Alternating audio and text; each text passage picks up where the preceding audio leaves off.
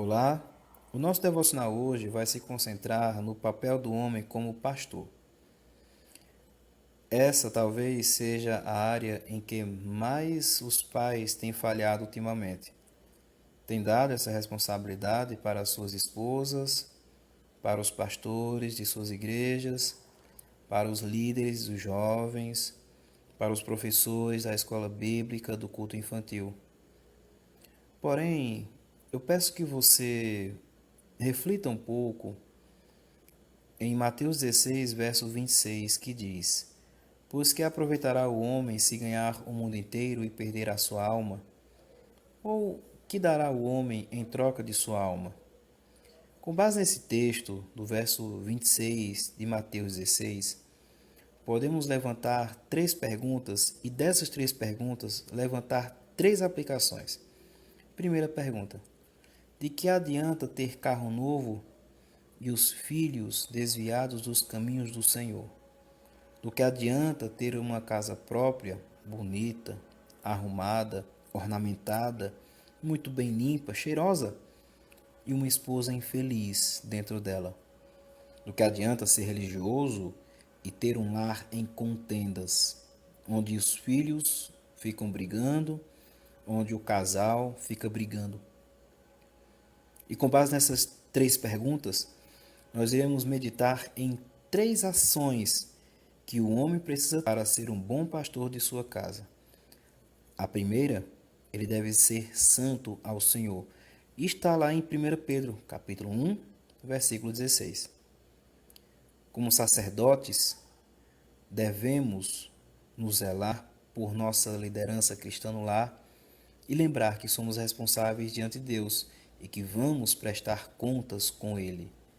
Deus ele nos deu um pequeno rebanho, uma esposa e filhos, para que nós possamos cuidar. Precisamos levar Deus a sério, muito mais a sério. Aliás, todo homem amadurecido, você e eu, precisamos levar Deus a sério. É fácil ser notado a responsabilidade perante o Pai Celestial através de suas atitudes, suas palavras, suas ações. Todas as pessoas ao seu redor podem dizer: nossa, que homem espiritual, que homem que tem uma grande responsabilidade de cuidar de sua esposa e seus filhos. Quão feliz é a casa daquele homem. Pois é, mas só quem sabe é a esposa, os filhos que vivem com você, vê suas ações, como você reage, como você se comporta. Precisamos ser santos. Precisamos cuidar de nossa santidade. Precisamos zelar para que o Senhor seja, que nossa vida seja santificada, porque o Senhor é santo. E aqui nos leva também a uma segunda atitude que nós, como pastores, precisamos ter. Jó, capítulo 1, verso 5, nos ensina que precisamos não somente ter santidade, mas precisamos interceder pela nossa família. Necessitamos orar apresentando nossa família diante de Deus. Em oração, você fazer oração é muito fácil. O difícil é você ter uma vida de oração. Você apresentar seus filhos e sua esposa perante o Senhor. Jó, ao final dos banquetes de seus filhos, ele chamava cada um deles, os 10, para que pudesse orar, preocupado com o que poderia ter acontecido no coração deles. Vou chamar meus filhos para orar, porque pode ser que eles tenham blasfemado contra o Senhor em seu coração. Quantas vezes nós estamos prostrados, orando pelas nossas famílias, intercedendo pelos nossos filhos, pedindo pelas nossas esposas, pedindo que o Senhor derrame bênção sobre a vida de cada um deles. Mas aqui também uma terceira atitude de um pastor: ensinar a palavra de Deus, dando crescimento espiritual a cada um deles. É o que nós vemos em Deuteronômio, capítulo 6, do versículo 6 ao versículo 9. Como homens de Deus, Precisamos ensinar a palavra de Deus em nossa casa. E não essa responsabilidade ao pastor, ao professor da escola bíblica dominical, ou culto dominical, até mesmo às esposas. Não é responsabilidade deles fazerem isso a priori.